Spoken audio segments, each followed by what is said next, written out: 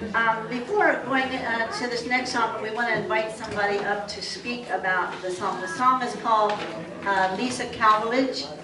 And last year at Queehee, we got introduced to somebody named Norma Kalvelage. And Rod happened to ask, do you know Lisa Kalvelage? And she said, yes, that's my aunt. And so we're really privileged. I've been waiting to be able to sing this song for her and with her since meeting her in Queehee. Yeah, she has a 45-minute introduction to the song now. But this is Norma Kalvelage, and we are very honored, and she'll share with you the story that she has. In 1965, some of you may remember back then, they were shipping bombs laden with napalm to Vietnam. And the citizens were getting pretty fed up. But there were 4 women who took a stand. They were wives, they were mothers, they were social activists. Just 4 of them. They dressed up in their best Jackie Onassis suits, little white gloves, pillbox hats, heels, and they linked arms and they stood across the loading dock on May 25th, the loading dock for the ships that would be taking the napalm bombs to Vietnam. And they were arrested, charged with civil disobedience. And when Lisa was at the trial, this was her defense. Pete Seeger read her defense statement and was so touched by it that he put it to music. Now, it turns out that that started a lifelong friendship with Pete Seeger. He's been kind of peripherally part of the family for many years. They were both involved in the San Jose Center for Peace and Justice, I think. And then they did lots of stuff. I think Lisa might have been in a paddy wagon with Joan Baez one night. There's lots of stories, and there's about this many Christmas letters, because her Christmas letters became this single-spaced, about 3 pages, of every cause known to man. So, lest you think that she was some crazy radical, she was the most vibrant, vivacious, fun-loving. She was a patron of the arts. There was a scholarship in her name at the the West Bay Opera out near San Francisco. My gosh, on the board of the ACLU.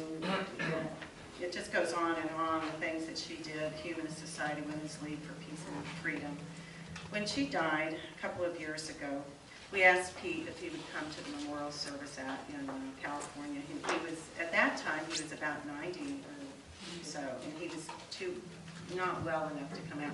Sent a beautiful note to the family, and it said, this is from Pete, it said, she led a meaningful life, you can take solace in that. And at the end he said, she made a difference, and as you know, Pete Seeger, that was his whole focus, make a difference. So, I have other stories if you talk to me later.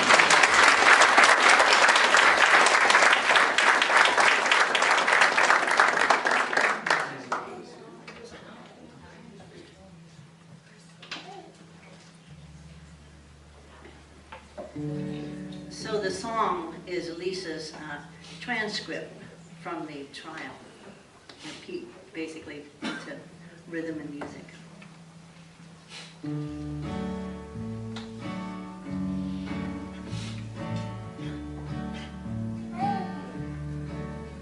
My name is Lisa Kalvelage, and I was born in Nuremberg. And when the trials were held there 19 years ago, it seemed to me ridiculous to hold a nation all to blame for the horrors which the world did undergo. A short while later, when I applied, for I was GI bride. An American consulate official questioned me.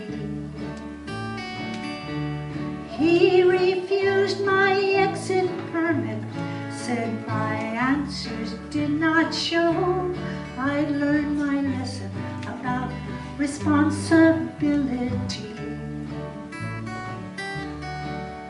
Thus suddenly I was forced to start thinking on this theme, and when later I was permitted to immigrate, I must have been asked 100 times where I was and what I did in those years when Hitler ruled our state. I said I was a child, or at most a teenager, but that always extended the questioning. They'd ask me, where were your parents, your mother, your father? And to this I could answer not a thing. The seed planted there in Nuremberg in 1947 started to sprout and to grow. Gradually I understood what that verdict meant to me, when there are things that you can see and you can know. And I also know what it means to be charged with mass guilt. Once in a lifetime was enough for me. No, I couldn't take it a second time. That is why I am here today. The events of May 25th, the day of our protest, put a small balance weight on the other side. Hopefully, someday this contribution to peace will help just a bit to change the tide. And then in the future, I'll tell my children 6